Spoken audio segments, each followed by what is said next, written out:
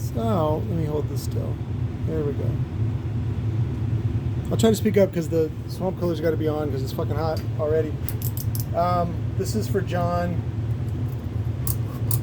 He's the first one to get these modified 4x4 to be a 6 slug. I'm just sawing off the extra with just a snap blade. Post a link to these too, by the way. It's tough to find a metal one. The metal one just holds it better. These are of course refillable with standard. I think this is a 8 or a 9 millimeter snap blade, whatever the standard is. And then I save the aluminum to get melted down later.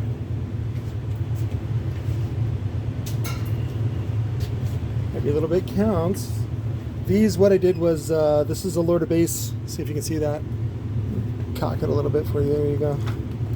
This is the, I don't even know if he advertises this on the website, but this is like a, it's a very flexible, compliant 2-layer with 4 leads on each side. And what I found out was that you can use a control spider as your stiffness, you know, the one that really controls the spider. And it's got this great little well around the voice coil, so you can actually put a nice big chunk of epoxy in there, so it bonds really well, and so that's not moving. And so then the top spider can be soft, it doesn't matter, and it just holds the leads. And then what I did was, this was actually the TC Sounds TC5200 quad 2 ohm, which nobody ever really used it as a quad 2 ohm, or even though you could. Most used it as a dual 1 ohm. And then what I did was I took off 4 layers because it's an 8-layer, and you're left with basically a dual 2 that you wire in parallel, so you get a 1 ohm load. And then I terminated.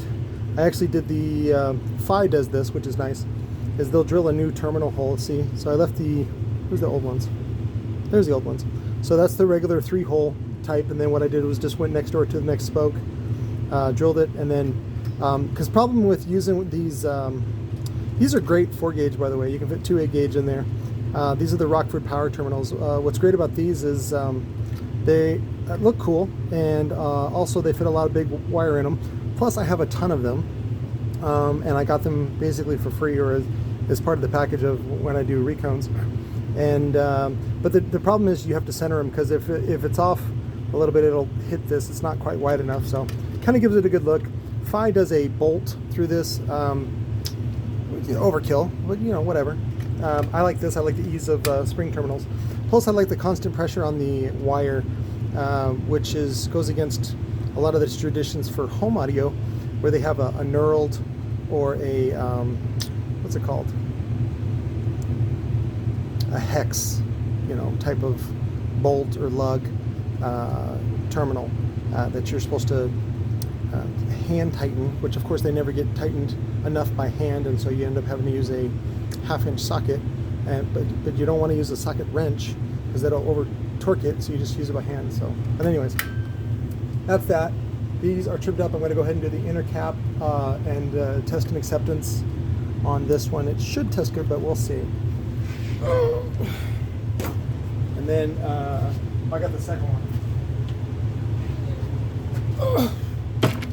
So the second one is cured overnight.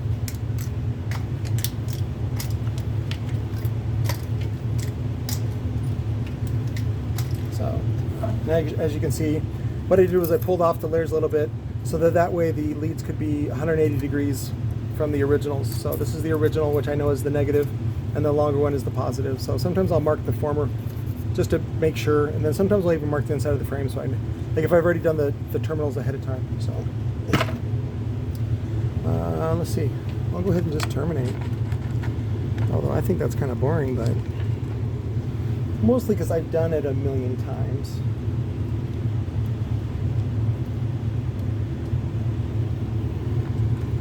So like when I'm banging your mom, like I don't really want to tell you because you're in there playing video games in your underwear, and I don't want to embarrass you, and I've done it a million times. And so, you know, I want to be a good stepdad to you, and you know, bring you speakers and stuff like that, but you got to let me fuck your mom. That's how it goes.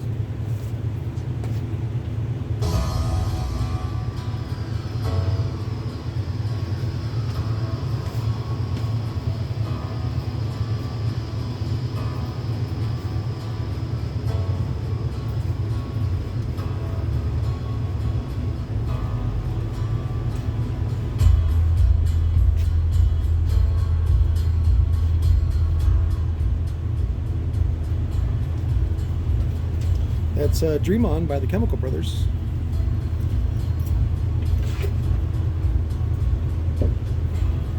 Found out I like chill music. Again, back from because of Howard Stern.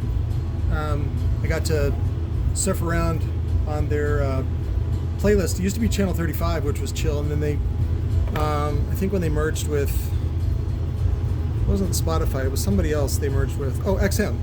And they ended up having to move the channel to Channel 53. Channel 53, I listen to it all day long, helps me work. Some of the stuff is sometimes trendy on there, just because that's what's popular at the moment, but what happens is you end up collecting these classics. I'll download them from Amazon or some other downloader, and you know what's funny is that's actually a much better value than listening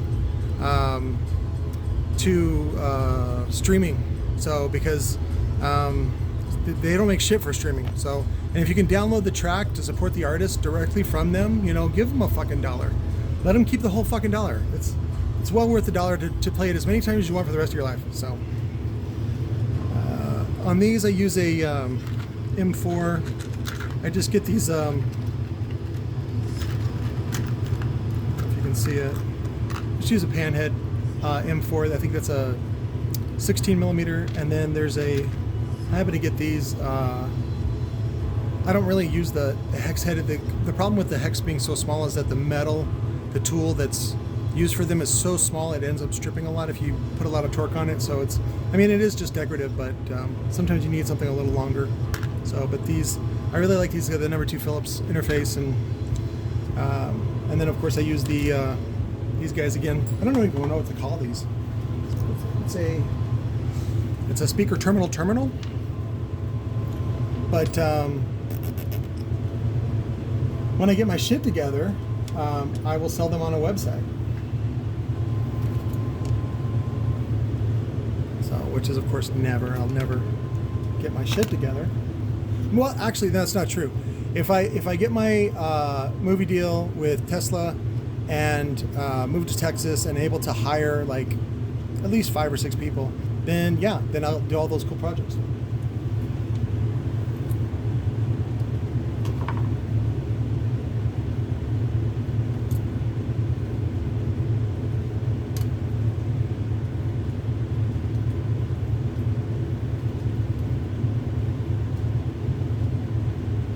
Oh, before I forget,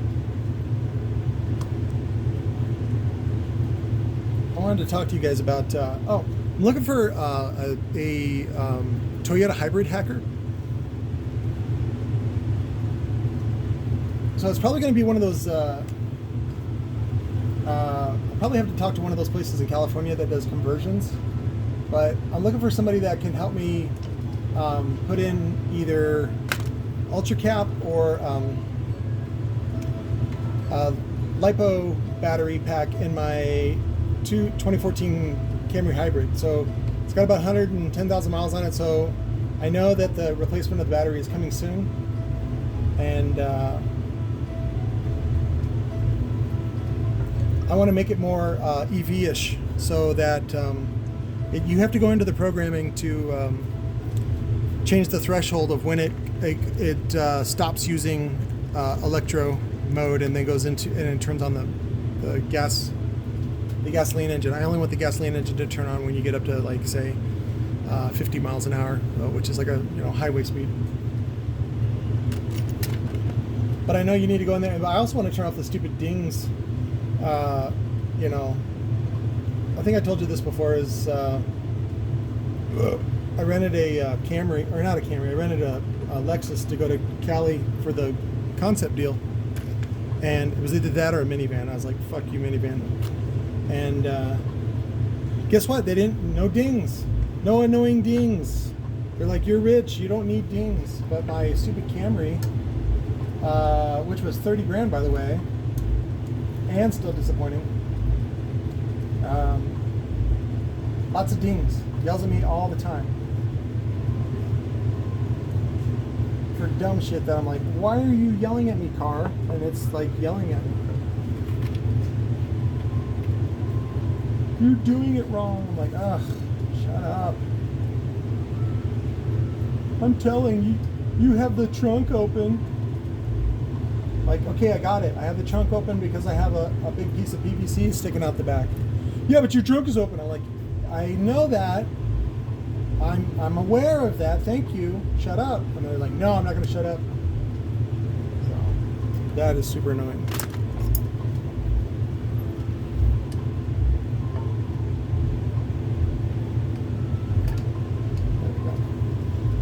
So, but maybe things will change when I get to Texas.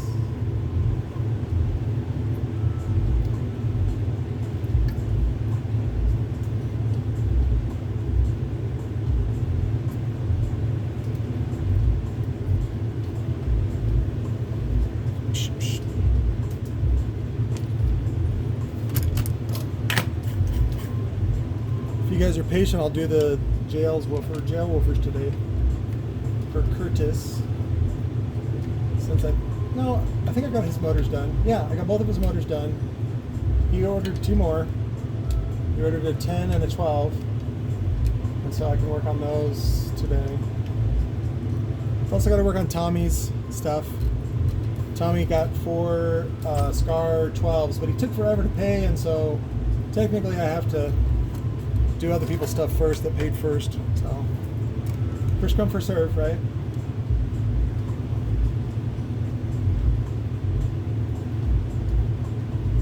Like, damn hose, just wait your turn. I'll get to you in a minute. There's enough robot dick for everybody. Oh, speaking of robots, that's the other points I wanted to make about the. If I'm saying it wrong, let me know. If it's Meyer or Mayer, I think it's Mayer, like John Mayer. But the Mayer family. What's great is that if they win the trademark and they decide to, well, whether they decide to or not, they're going to end up getting it is my fans, my tens of thousands of people that I've helped over the years, hitting them up or being mad at them, you know, like the people that like me are like Stern fans, hard Stern fans. Like, they'll yell Baba Booey at a fucking golf meeting or whatever, golf competition. There we go. You can tell a lot when the color of the metal changes. You can see the heat wave actually go through it. That means you're saturated with the heat. You also don't want to stay on there any longer than you have to. Otherwise, you start to burn the tinsels. They say not to blow on it, but it doesn't really fucking matter. So it's as good as it's going to get. The ideal solder joint, of course, is a nice shiny solder joint, but any solder joint is better than no solder joint. So those are done. I got to do these now. Oh, so what I was saying about Parker. So let's say they win the what do you call it? The trademark. Like, let's say they win. Great, good job. Now, see, and this is what's weird, is that they have a squeaky clean image, right? It's for kids, it's for girls, right? It's to empower girls and women and all that kind of stuff, which I'm fine. I'm not against that. I'm for that, just not at the sacrifice of other people or their property or their livelihoods. So, but now they have to take that squeaky clean image and contrast it with something that is underground. Typically something that is underground is illegal and borderline illegal, which pretty much qualifies me for that. But if you want to step into that realm, be my guest. Trying to fold this over. Oh, missed it. Oh, fuck that up. Let's try this again. Oh, where's my forceps? Knocking over the making sure I'm still in frame. Yeah.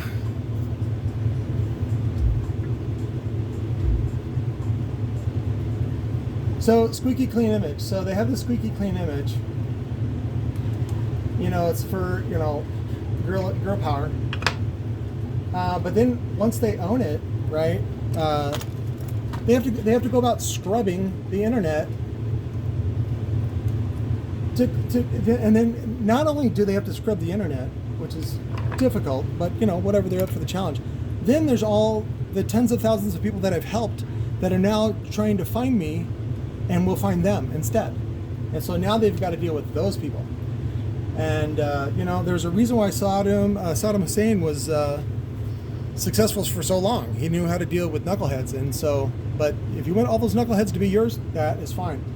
The other thing, which I think is ironic about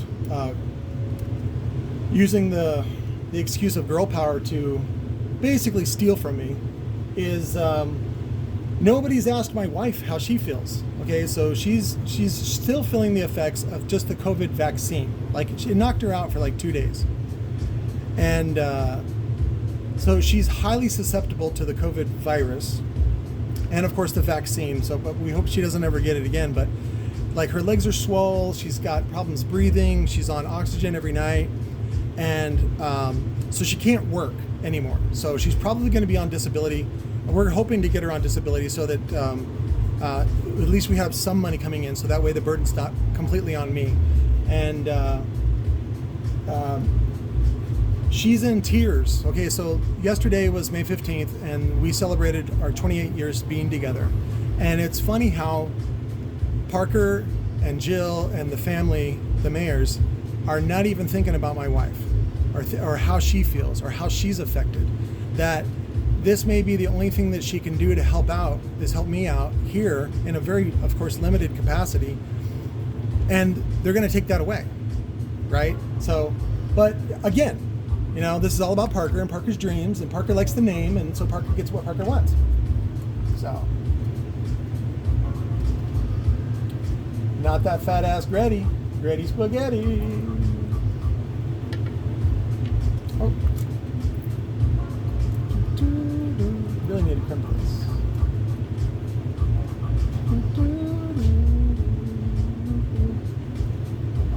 I think this is Tosca. Let me find out.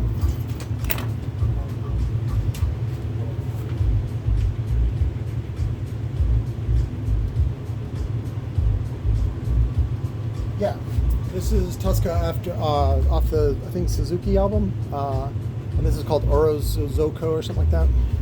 Those guys are cool. They're like the Chemical Brothers of Germany. And there's who's the other one? Dorf and something Meister. Those guys are good too. This is actually really old music, but it is not mainstream, and so you can still use it in a modern screenplay or modern film, and nobody would have heard it before. And so, in fact, it was great when Zach Braff did Garden State. Because he did the soundtrack for it, and I'm like, hey, this guy's got the fucking same taste I do. This is fucking great, Zach Braff. Who knew? So, which also, if you see the follow-up to Garden State, I don't recommend it or disrecommend it, but I was listening to Zach on, I think it was on Stern. Or no, he was on Joe Rogan. He was talking about how it didn't do as well because he had used Kickstarter to fund it, and so it was more known as the Kickstarter movie rather than the follow-up to Garden State. So, but what was great about Garden State is it really, for me, captured the feeling and sort of the mixed vibe of New Jersey. It's funny, in the press, New Jersey gets a lot of shit for being like super gross and like having tons of chemical factories, which they do, but there's like so much more to that. It's so woodsy and beautiful and clean, and northern upstate New York, which is anything north of New York City, is also like that as well. So it's like that part of the country is very beautiful. Pennsylvania is like that, but as you get further south, like towards Philly, then it gets more humid and whatever. But no, I lived in New Jersey. Oh, that was the other thing. My resume. So I was in the Air Force doing telecom, and then I had to make my abrupt exit. And then my buddy Chris from high school, he vouched for me at a local wafer polisher company called Speed Fam. who I later made friends with, Adam Phillips, who also worked there after I did. And we both know Eddie Fannin, the famous Eddie Fannin, who would go pawn his gold chains, and then when payday came around, he looked like Mr. T. It's hilarious. I wear every single chain, even when I'm in the house. But so I worked for SpeedFam, which taught me a lot about applicable electronics. I worked on their tools. It was like at the time it was like $1.5 million for one of their polishers, and I'm sure they're probably $5 million now. But the cool thing about SpeedFam at the time is that they had they could polish 5 discs at once. So basically their throughput was better, or at least more competitive, but their client was mostly AMD. But anyways, I worked on those tools. I did a lot of the electrical work for a lot of those tools, and I was what's known as a electromechanical technician. One of the things I did learn from Luana is basically a lot of really, she was in the Army, and I think she did electrical for them too, but she taught me a lot about wiring and wire management.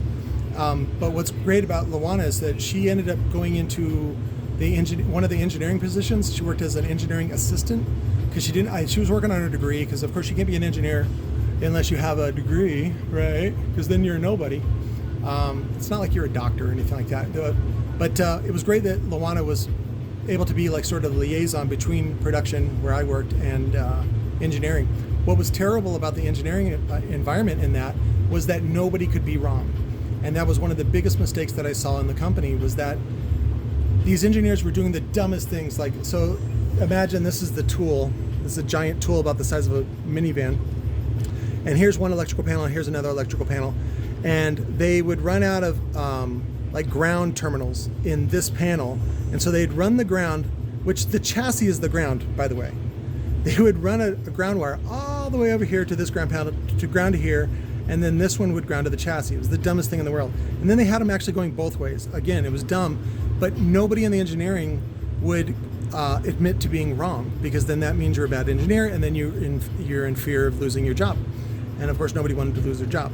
So, but that taught me a lot about manufacturing, and about when you do work with quote unquote engineers, which is just people that got a degree doing this thing, and they probably know a little bit of CAD and some other stuff. And they really weren't that great of an engineer, but they got paid double of what I did. And so it just seemed like a terrible waste that they didn't have the common sense or the courage to say something or do something. And of course the product suffers, of course, but the whole company ended up getting bought out by IPEC, which was the what is it called? The competitor who had the contracts for Intel. And so now I think it's called IPEC SpeedFam for a while, and then they just got rid of the SpeedFam, and now it's just IPEC. So, but that's my stint for the, what was that? That was from 97 through 98, and then I got laid off there when the bubble burst. That was when I spoke up in the 401k meeting and said, you know, maybe you shouldn't be doing the high yield 401k in the company stock, because what if the company stock takes a dump? People got mad when I said that, but that's exactly what happened. So, yeah, I'm a jerk. So, what I found out is I'm not really a jerk. It's just, you know, Adam ruins everything, so Patrick ruins everything. So, I really just, I don't see why you wouldn't be interested in the truth. People are so delusional, like the Mayer family. You know, they want what they want, and they've been getting what they want, and so what's to stop them? Except for weird peasants like me who live on garbage. I'm a garbage person to them, so, which is fine. I love digging in the dumpster for free subwoofers. That's what I do.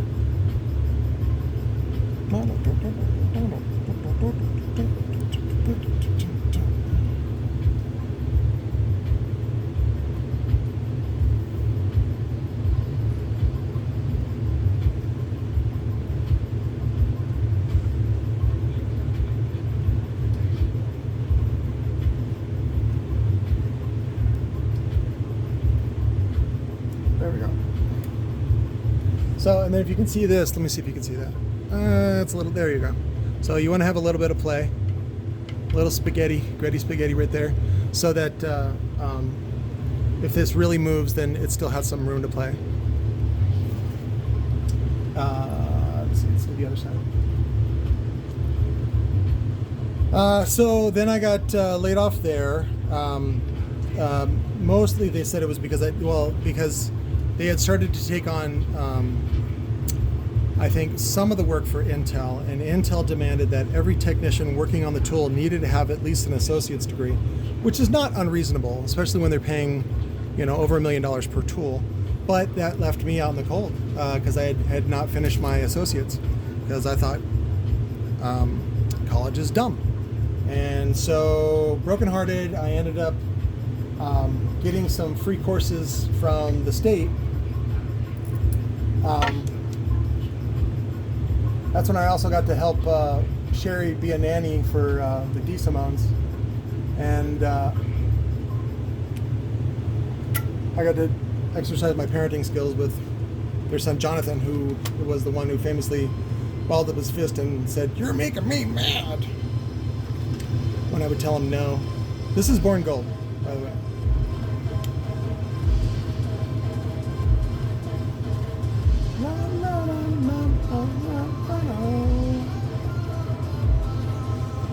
So I got to help Sherry do that for a little bit.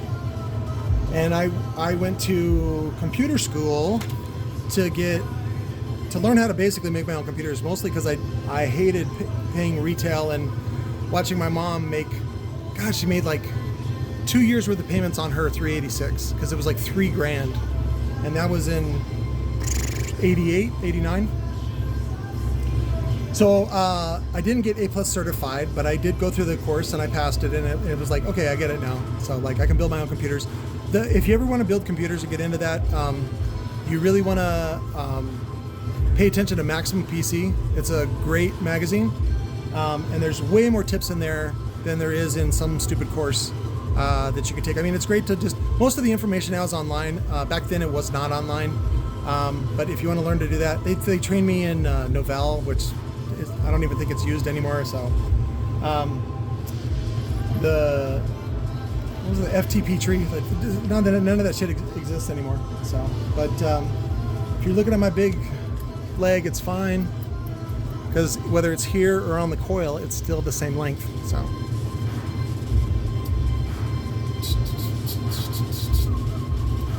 and this will just get folded into there. Same with this one. Oh, I didn't do the other side.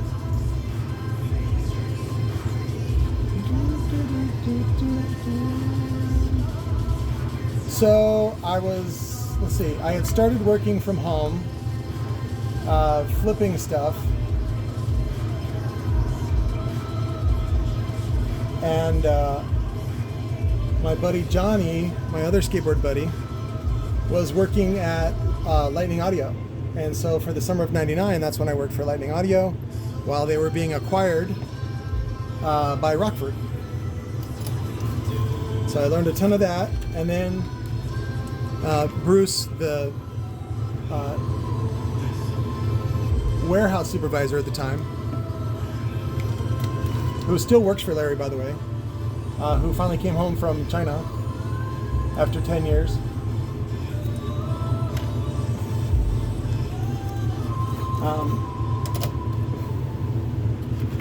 What was it? I got a real job at AT&T Local. So there was a opening at AT&T Local, and I just used a headhunter. I think it was called Aerotech. And I actually ended up negotiating like $1 more than everybody else. It was funny, but it was like $15 an hour at the time, and typical pay for that job was like $27 if you were an AT&T employee. AT&T Local was a okay. So when they divided up Bell, they divided up AT&T into the long distance end of it, and then the local telephone went to what's called the baby bells. And here locally, it was called Mountain Bell. There's Mountain Bell, Pacific Bell. Anyways, you can Google that. I think there were seven or eight. And so what that did though was it enabled AT&T to go back and try to acquire local telephone clients, right? And then also the vice versa, Mountain Bell, which I think at the time had changed their name to Quest. Was it Quest? No. No, it was something West. I don't know. Anyways, we'll call them Quest. So Quest Communications could also acquire long-distance clients. So that's the Deregulation Act of 1996. So AT&T Local was going after business clients, because business clients are the ones with the money, not like your grandmother who still has a landline. So, and what they needed me to do was learn how to do translations. That's what they were called at the time. And basically, it was giving you direct access to a multi-million-dollar switch, telecom switch, and then you would program it with all the options, like if you want call waiting, call forwarding, all that stuff. So, to address someone made a comment about that Nerdy Girls is light years ahead of me, which is the dumbest thing. Because they code. Ugh. The only reason why there's coders is because there's not a GUI yet, and a GUI is a graphical user interface. So it's easier to just go click than doing 2 lines of code, right?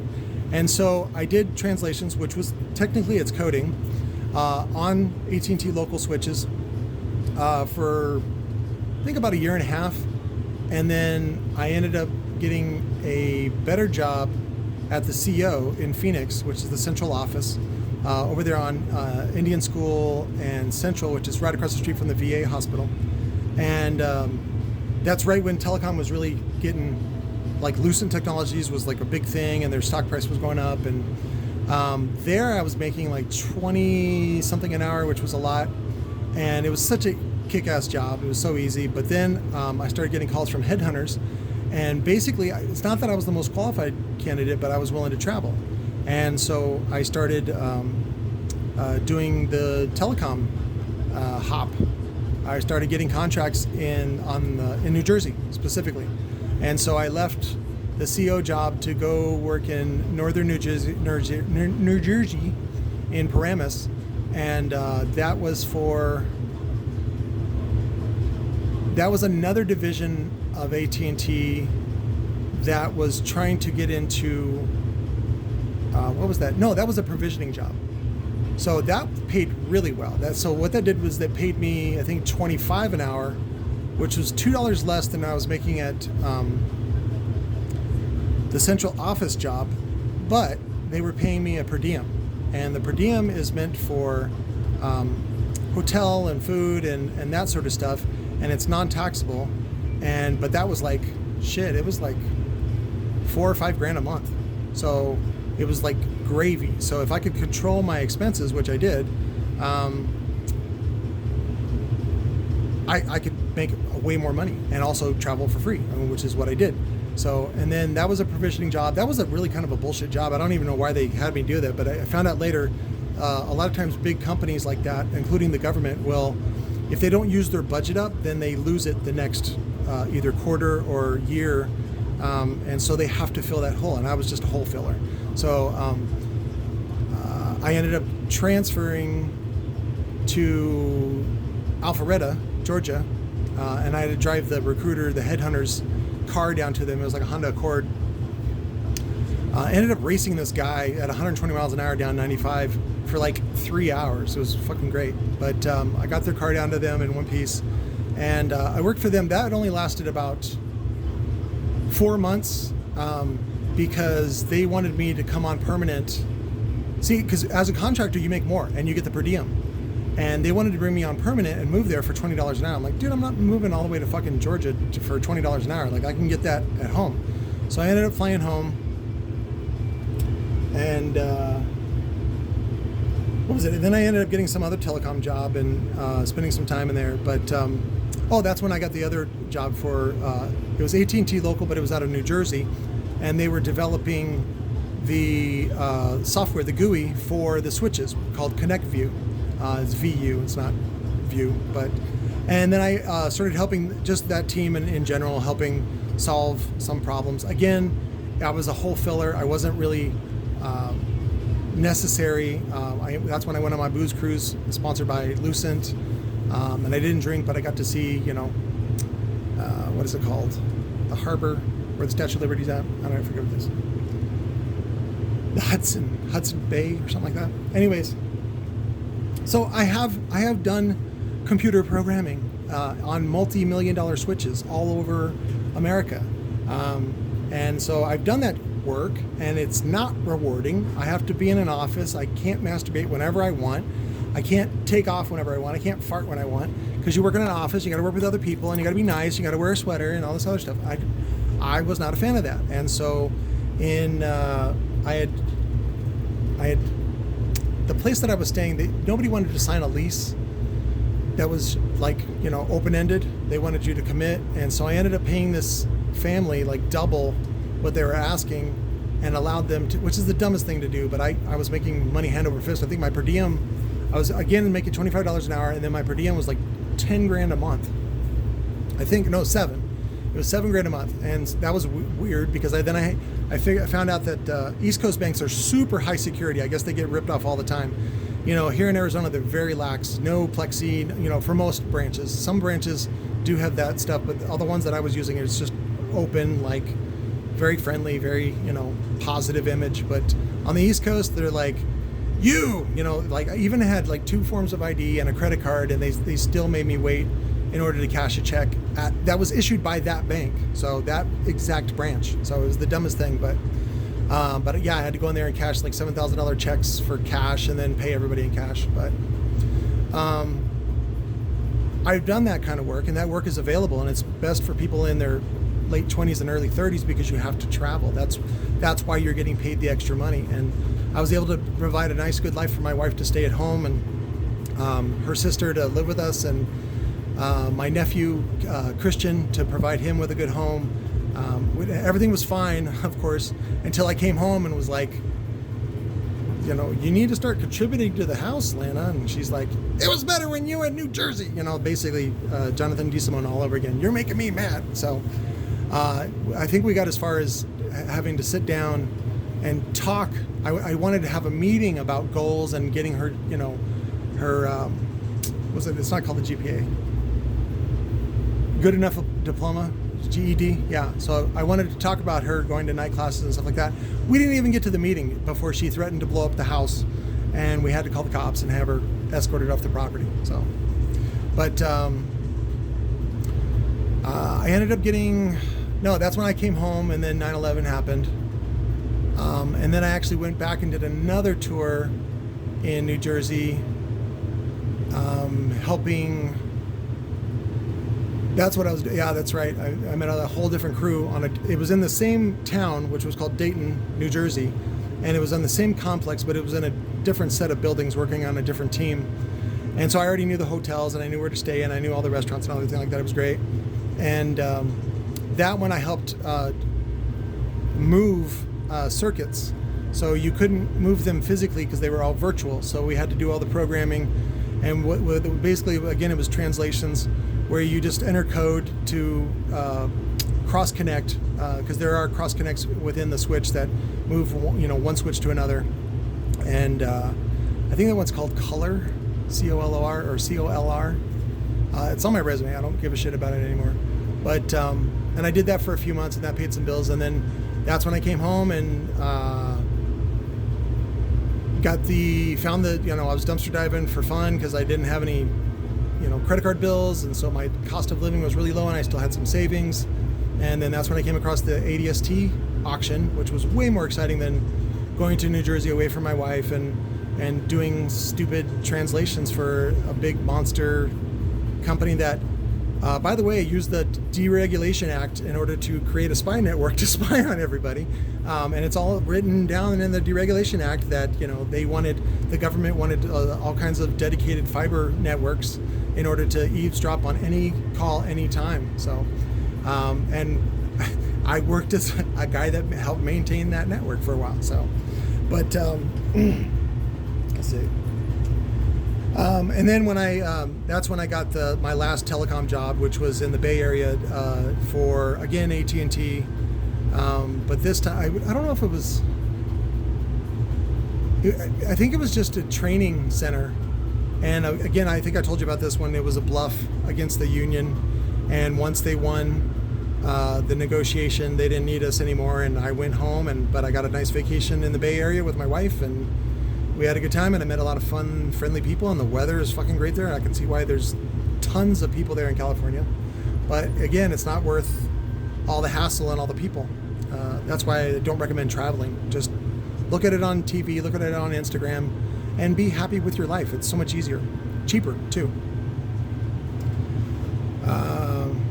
But yeah, I have lived that life, and I choose not to.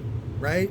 It's like that Star Trek Next Generation where they go to that planet and Picard falls in love with that hot chick. I don't know who she is, but she's fucking hot. And they can like fucking control time, and they choose not to use technology because it ends up being a burden, and it preoccupies you. So I like this.